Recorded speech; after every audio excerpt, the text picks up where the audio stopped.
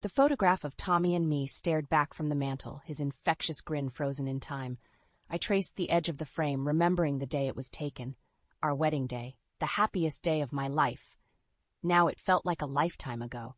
A sharp knock at the door jolted me from my reverie. I wasn't expecting anyone. Cautiously I approached and peered through the peephole. My heart sank. "Erica." I took a deep breath and opened the door.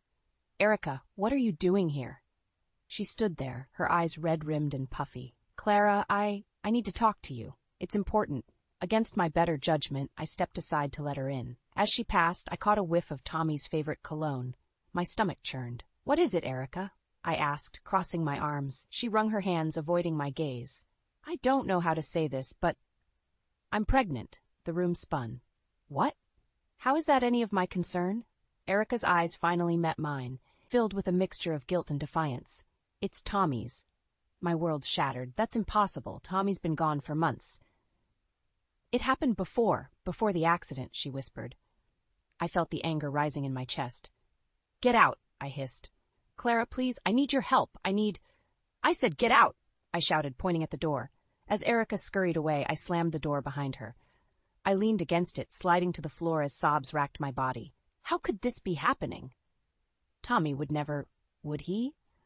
I glanced up at our wedding photo, searching for answers in his frozen smile, but all I found were more questions and a gnawing doubt that threatened to consume me. I hadn't slept a wink when the doorbell rang the next morning. Exhausted and irritable, I stumbled to answer it, only to find Erica standing there with an older couple I assumed were her parents. "Clara, these are my parents, Donald and Martha," Erica said, her voice trembling. "We need to talk about the baby." I gritted my teeth. "There's nothing to discuss. Please leave." Donald stepped forward, his face stern. "Now, young lady, we have a right to be heard. This child is our grandchild, and we intend to ensure its rights are protected." "Protected?" I sputtered. "There is no child. Tommy's been gone for months. This is ridiculous." Martha placed a hand on my arm. "Dear, we understand this is difficult, but Erica's telling the truth. We have the medical records to prove it." My head spun. How could they have medical records for a non-existent pregnancy? Just then, a car pulled into my driveway. I recognized it immediately. Brenda, Tommy's mother. "Oh, great," I muttered. Brenda marched up the walkway, her face set in its usual disapproving scowl. "What's going on here?" she demanded. Erica burst into tears. "I tried to tell her about the baby, but she won't listen." Brenda's eyes widened, then narrowed as she turned to me. "Clara, how dare you try to keep my grandchild from me? I always knew you weren't good enough for my Tommy." I felt like I was drowning, surrounded by people making impossible claims. "This is insane," I said, my voice shaking. "Tommy would never—" "Never what?" Brenda snapped. "Be a man, take responsibility. Face it, Clara, you didn't know my son as well as you thought you did." As they all stared at me expectantly, I realized with growing dread that this nightmare was far from over.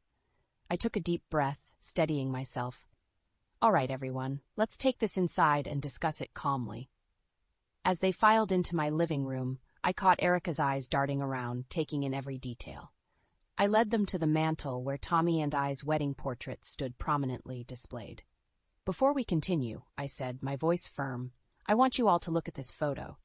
This was taken on our wedding day, just 8 months ago." Brenda scoffed. "What's your point, Clara?" I turned to Erica. "How far along did you say you were?" Erica paled, her eyes fixed on the photo. I'm 4 months pregnant." "Impossible," I said, my confidence growing. "Tommy and I were on our honeymoon 4 months ago. We were in Hawaii for 2 weeks." Donald and Martha exchanged worried glances. Brenda's scowl deepened. "Erica," Martha said softly, "is this true?" Erica's lower lip trembled.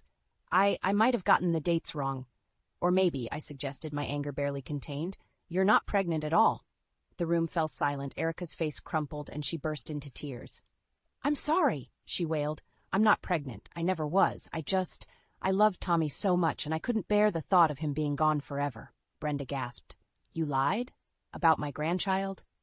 Donald put his arm around Erica. "We had no idea. We believed her." I felt a mix of relief and fury. "I think it's time for you all to leave." As they shuffled towards the door, Brenda turned to me. "Clara, I owe you an apology." I nodded, too drained to speak. but as I closed the door behind them, I knew this wasn't over. Erica's obsession with Tommy ran deep, and I had a sinking feeling she wouldn't give up so easily. The day after Erica's confession, I thought I might finally have some peace. I was wrong. The doorbell rang, and there stood Erica, alone this time, her eyes red and puffy. "Clara, please," she begged. "I need to explain." Against my better judgment, I let her in. We sat in tense silence before she spoke. "I've been in love with Tommy since high school." Erica confessed, her voice barely above a whisper. "When he chose you, I couldn't handle it." I felt a mix of pity and anger. "That doesn't excuse what you did, Erica." She nodded, tears streaming down her face. "I know. I'm so sorry. But there's more you need to know." My heart raced. "What do you mean?" Erica reached into her purse and pulled out a stack of letters. "These are from Tommy. We've been writing to each other for years, even after you two got married." I snatched the letters, my hands shaking as I read. They were indeed from Tommy, full of warmth and affection for Erica. The last one was dated just a week before his accident. "How could he?" I whispered, feeling my world crumble around me. Erica touched my arm. "Clara, I'm not showing you these to hurt you. I realize now that Tommy loved you, not me, but I thought you deserved to know the truth." I stood up abruptly, my mind reeling. "I think you should go, Erica." As she left, I collapsed onto the couch, the letters scattered around me.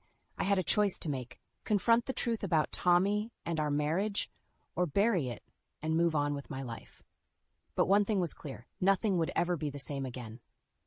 I picked up the phone, my hand trembling. It was time to call my parents.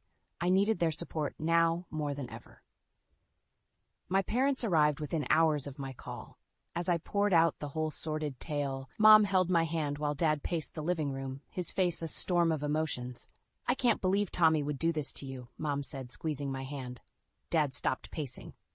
"Clara, honey, what do you want to do?" I sighed, looking at the letters strewn across the coffee table. "I don't know. Part of me wants to confront Brenda, tell her what her precious son was really like. But another part—" A knock at the door interrupted my thoughts. Dad answered it, and I heard Erica's voice. "Please, I need to speak with Clara." I nodded to Dad, and he let her in. Erica looked terrible, her eyes red and swollen. "Clara, I'm so sorry," she began. "I never meant for any of this to happen. I've been seeing a therapist. She's helping me understand my obsession with Tommy wasn't healthy." I felt a flicker of sympathy, quickly extinguished by anger. "That's great, Erica, but it doesn't change what you did." She nodded. "I know. That's why my parents and I are leaving town. We're moving to Florida. I wanted to tell you in person and ask for your forgiveness." The room fell silent. My parents watched me, waiting for my response. I looked at Erica, this woman who had caused me so much pain, yet who was also a victim of Tommy's deception. "I don't know if I can forgive you, Erica," I said slowly, "but I appreciate your honesty. I hope you find peace." As Erica left, I turned to my parents. "I've made a decision," I announced, my voice stronger than I felt.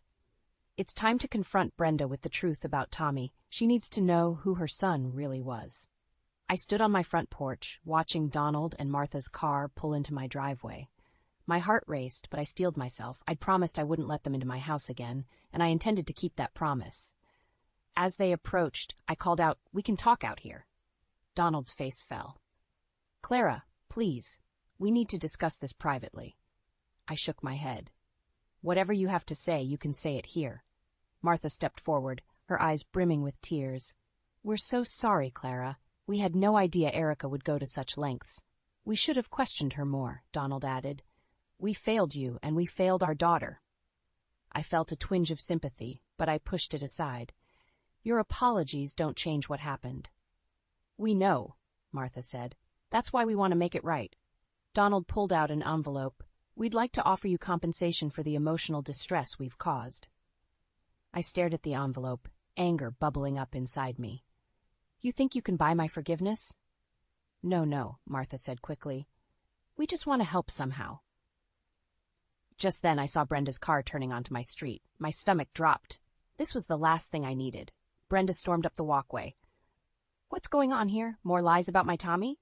I took a deep breath. "Brenda, there's something you need to know about Tommy." "Don't you dare speak ill of my son," she snapped. The tension was palpable. Donald and Martha looked bewildered, Brenda was fuming, and I felt like I was about to explode. In that moment, I realized I had a choice. I could reveal Tommy's letters and shatter Brenda's image of her son, or I could find another way to move forward. As they all stared at me expectantly, I knew my next words would change everything. I took a deep breath, my decision made. Brenda? Donald? Martha? We need to talk, all of us. Reluctantly, they followed me to the backyard patio. The tension was palpable as we sat around the table. I've been holding on to something, I began, my voice shaking. Something that changes everything. I pulled out Tommy's letters to Erica. Brenda's eyes widened. What are those? Letters, I said softly. From Tommy to Erica. They were close. Brenda snatched a letter, her face paling as she read. This can't be true. My Tommy wouldn't. Donald cleared his throat. Clara, there's something else you should know. Erica, she's been diagnosed with a mental health condition. She's been struggling for years. Martha nodded, tears in her eyes. We should have seen the signs earlier. We're so sorry for everything she put you through. I felt a wave of emotions. Anger, pity, exhaustion. Why are you telling me this now? We want to make things right, Donald said, pulling out a checkbook. We know money can't fix everything, but we hope it can help you move forward. I stared at the checkbook, then at Brenda, still clutching Tommy's letter. The weight of all the lies, the pain, the shattered illusions crashed down on me. I don't want your money, I said, my voice stronger than I felt. What I want is for all of this to end, now. Brenda looked up, her eyes filled with a mix of sorrow and understanding. Clara, I owe you an apology. I've been so blind. As the four of them looked at me, waiting for my next move, I realized this was my moment, my chance to finally put all of this behind me and reclaim my life. With a deep breath, I stood up. It's time for all of us to let go of the past and move forward. Here's what we're going to do. A month after that fateful meeting in my backyard, I sat at my kitchen table, staring at an envelope from Erica's family. Inside was a letter and another check. I sighed, remembering my words to them. What I want is for all of this to end. With trembling hands, I opened the letter.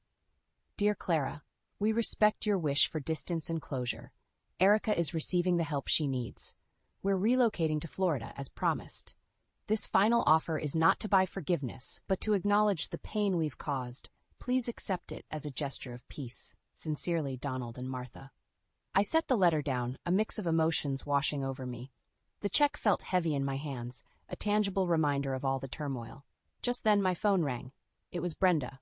Clara, she said, her voice softer than I'd ever heard it. I've been thinking about everything. About Tommy, about you. I'd like to have coffee sometime, if you're willing. I closed my eyes, remembering the pain, the accusations, the shattered illusions. But I also remembered Tommy's smile, the good times we shared, and the love that had brought us all together in the first place. I'd like that, Brenda, I said, surprising myself. As I hung up, I looked at the check again. Then, with a sudden clarity, I knew what I had to do. I picked up my phone and dialed a local women's shelter. Hello, I said. I'd like to make a donation.